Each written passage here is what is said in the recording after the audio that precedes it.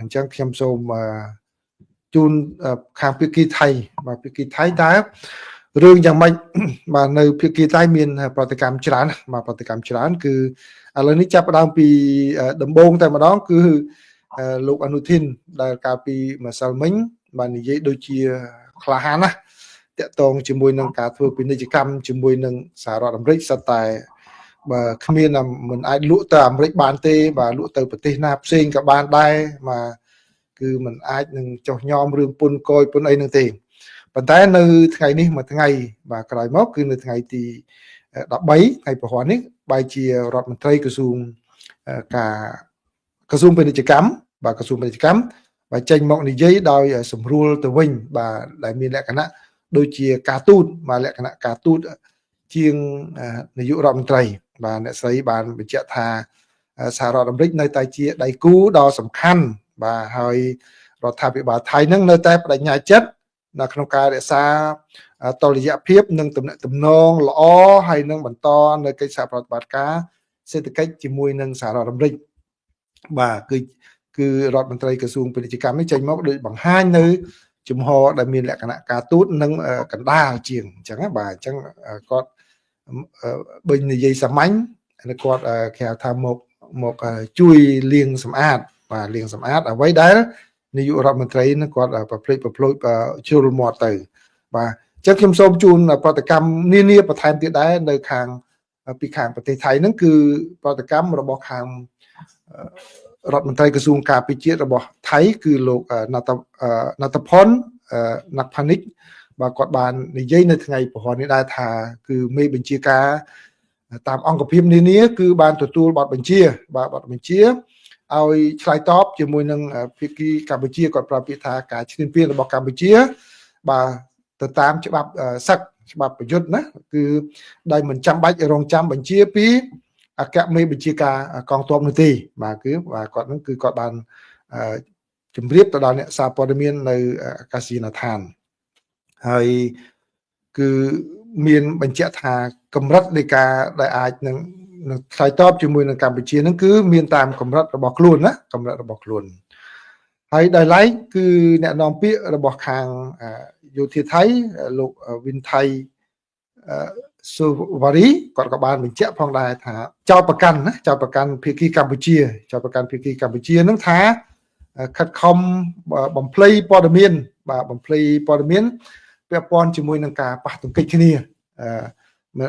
មិនជាប៉ះទង្គិចគឺតកតងជាមួយនឹងការវាយប្រហាររបស់ថៃមកលើប្រជាពលរដ្ឋកម្ពុជានេះថាកម្ពុជាគឺជាអ្នកបាញ់មុនហើយកម្ពុជា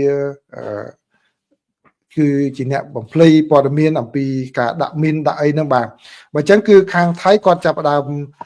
រៀបចំជាសេណារីយ៉ូនិយាយសូត្រតាមគ្នានៅអ្វីដែលបានកើតមានឡើងដោយគាត់ថាកម្ពុជានឹងប្រើនៅយុទ្ធនាការបំភ្លៃព័ត៌មានប្រើតាំងពីអង្គភាពរដ្ឋាភិបាលប្រើតាំងពីសារព័ត៌មានក្នុងស្រុកហើយនឹងសាធារណជនរ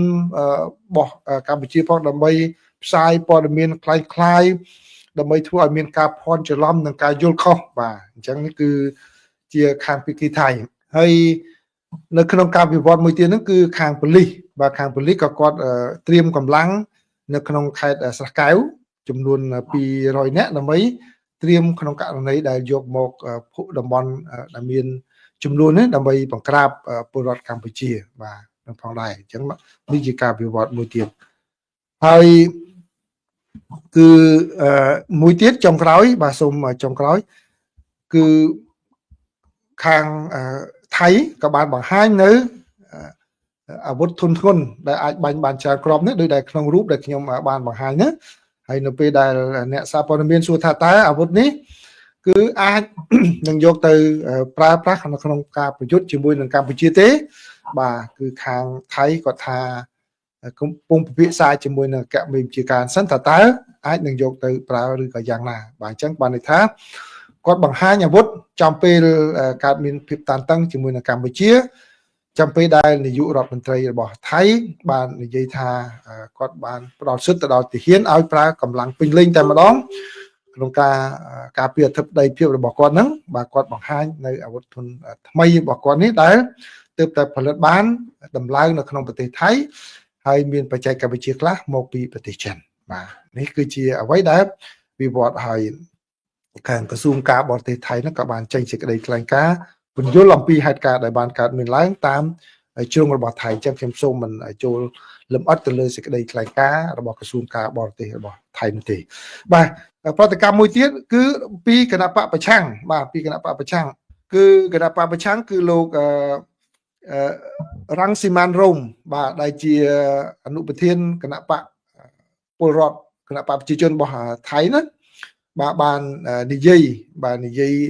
រិះគន់លោកអនុทิនបាទលោកអនុทิនដែលបាននិយាយធ្វើអត្ថាធិប្បាយពាក់ព័ន្ធនឹងសហរដ្ឋអាមេរិកហើយនឹងចាត់វិធានការដូចជាការប្រកាស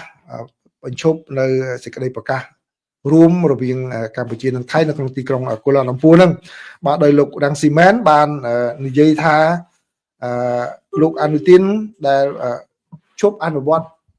កិច្ចព្រមព្រៀងសន្តិភាពជាមួយនឹងកម្ពុជាហ្នឹងគឺបានឲ្យមានការលំបាកទៅដល់សកម្មភាពនៅក្នុងការបង្ក្រាបល្បែងអនឡាញតើផែនការហ្នឹងវានាយករដ្ឋមន្ត្រីថៃហ្នឹងតើផ្ដល់អធិភាពទៅលើប្រទេសរបស់ខ្លួនដោយយ៉ាងណាឬក៏អ្វីដែលនាយករដ្ឋមន្ត្រីថៃកំពុងតែធ្វើនេះគឺជាការមួយក្រាលផ្លូវសម្រាប់ការឃោសនាបោះឆ្នោតរបស់ខ្លួននៅឆ្នាំក្រោយឬទេបាទអញ្ចឹងគឺដូចដែលខ្ញុំបានពន្យល់ទៅដល់ប្រិមិត្តកាលពីម្សិលមិញណាចូលប្រិមិត្តណាចូលក្នុងកម្មវិធីបច្ចុប្បន្នភាពអាមេរិកដែលខ្ញុំបានពន្យល់អំពីអ្វីដែលថៃនាយករដ្ឋមន្ត្រីថៃនិយាយហ្នឹងបាទគឺអ្វីដែលអនុប្រធានគណៈបកប្រឆាំងនិយាយមកនេះគឺដូចដែលខ្ញុំបានយកមកជម្រាបជូនប្រិមិត្តកាលពីម្សិលមិញដែរដូចគ្នាគឺគាត់និយាយពីរឿងរ៉ែកម្រគាត់បាននិយាយពីរឿងរ៉ែកម្រគាត់និយាយពីរឿងបង្ក្រាបល្បែងអនឡាញហើយនឹងការដែលនាយករដ្ឋមន្ត្រីថៃនឹងធ្វើនឹងគឺឲ្យនឹងប៉ះពាល់ទៅដល់កិច្ចសហប្រតិបត្តិការបាទជាច្រើនបាទហើយចុងក្រោយគាត់ថាអ្វីដែលលោកអនុทินធ្វើនឹងគឺហើយនឹងនិយាយនឹងគឺជាការមួយដែលត្រៀមសម្រាប់ការឃោសនាបោះឆ្នោតនៅឆ្នាំក្រោយទេបាទនេះគឺជាប្រតិកម្មពីខាងពីគីថៃណាបាទពីគីថៃ